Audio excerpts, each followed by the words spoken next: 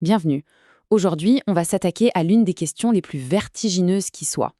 Une question qui nous ramène à notre place dans l'immensité de l'univers et à notre solitude, du moins en apparence. Voilà, c'est la grande question. Sommes-nous seuls dans l'univers? Qui n'a jamais levé les yeux vers le ciel étoilé en se posant cette question? C'est presque un réflexe. Mais pour vraiment comprendre pourquoi c'est un mystère si profond, il faut regarder les chiffres. Et accrochez-vous bien, ils donnent le vertige. 5000 milliards de milliards. C'est un nombre qu'on a du mal à se représenter, n'est-ce pas? C'est le nombre estimé d'étoiles rien que dans l'univers qu'on peut observer. Un 1 avec 23 zéros derrière. Et chaque étoile, c'est potentiellement un soleil, avec son propre cortège de planètes. Pour mettre ça en perspective, c'est plus d'étoiles qu'il n'y a de grains de sable sur la totalité des plages de la Terre. Pensez une seconde. Pour chaque petit grain de sable, quelque part là-haut, il y a une étoile entière. Alors, même si la vie est un phénomène ultra rare, avec une telle quantité de possibilités, l'univers devrait logiquement déborder de civilisation. Et pourtant, c'est le silence radio. Et c'est là qu'est tout le problème.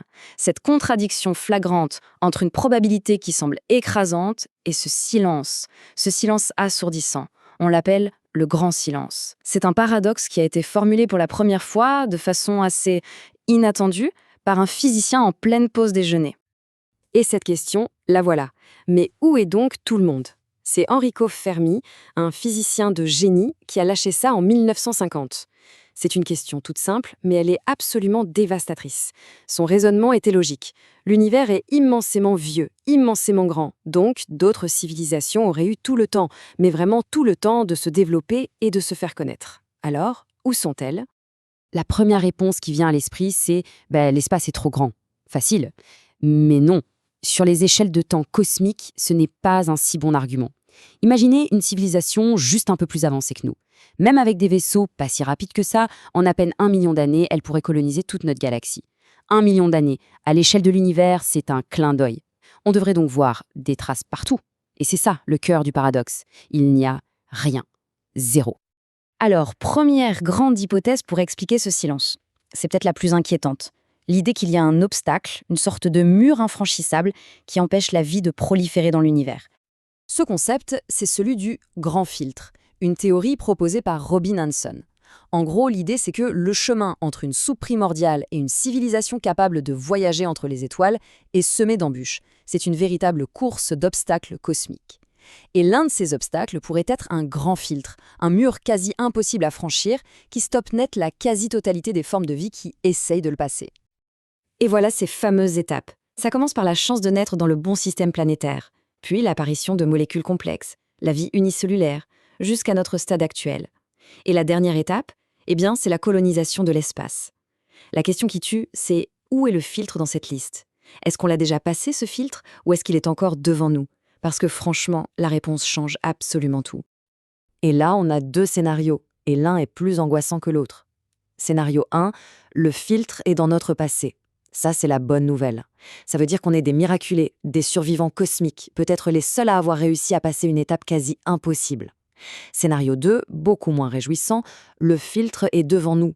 Ça signifierait que quelque chose, une sorte de piège inévitable, attend toutes les civilisations qui deviennent aussi avancées que la nôtre et qu'on fonce droit dedans. Concrètement, un filtre passé, ça pourrait être quoi? Peut-être que le simple passage de la matière inerte à la vie est un miracle statistique. Ou alors, le saut vers des cellules complexes. Ça a pris 2 milliards d'années sur Terre, c'est énorme. Peut-être que c'est ça le grand obstacle. Et pour les filtres futurs, là, on n'a que l'embarras du choix, malheureusement. L'autodestruction nucléaire, le changement climatique qui dérape, une IA qui nous échappe, ou une catastrophe cosmique qu'on n'aura même pas vu venir. Ok, changeons complètement de perspective. Oublions le grand filtre. Et si la réponse était beaucoup plus subtile? Et s'ils étaient déjà là, partout autour de nous, mais qu'ils avaient décidé de ne pas se montrer? Stephen Hawking lui-même nous a mis en garde. Il disait qu'une rencontre serait probablement un désastre pour nous. Pourquoi? Parce que si on rencontre quelqu'un, il y a de fortes chances qu'il soit bien plus avancé.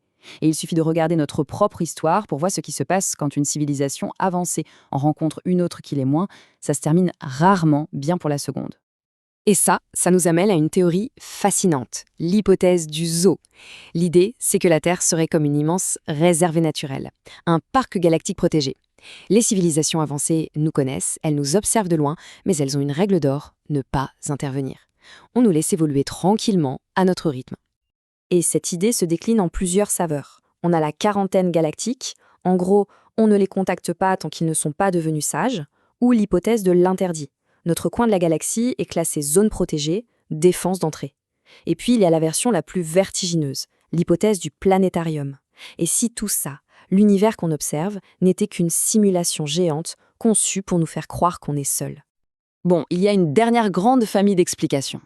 Et si le problème, c'était tout simplement nous, notre perception, notre échelle de pensée? Si on cherchait quelque chose, mais qu'on était tout simplement incapable de le voir, parce que ça nous dépasse de très très loin. Il faut bien comprendre une chose. S'il existe une autre civilisation, il y a très peu de chances qu'elle ait notre âge. Elle aura probablement des millions, peut-être même des milliards d'années d'avance. Essayez juste une seconde d'imaginer ce que ça représente. 1 milliard d'années de progrès. C'est juste impensable. L'écart serait si grand que communiquer avec nous serait aussi pertinent que pour nous d'essayer d'expliquer la physique quantique à une bactérie. Il y a cette super analogie qui dit « Imaginez une fourmilière juste à côté d'une autoroute. Est-ce que les fourmis comprennent ce qu'est une autoroute? Est-ce qu'elles réalisent seulement que des êtres intelligents l'ont construite et l'utilisent? Probablement pas. On est peut-être ces fourmis. Leur existence même pourrait se dérouler sur un plan de réalité qui nous est totalement invisible. » Alors, au final, que faut-il penser de ce grand silence? Est-ce que c'est le silence d'un cimetière cosmique, un avertissement glaçant sur ce qui nous attend? Ou bien, est-ce que ce n'est pas du tout un silence? Est-ce que c'est plutôt le bruit de fond d'une conversation si vaste, si complexe, si différente, qu'on n'a tout simplement pas encore appris à l'entendre?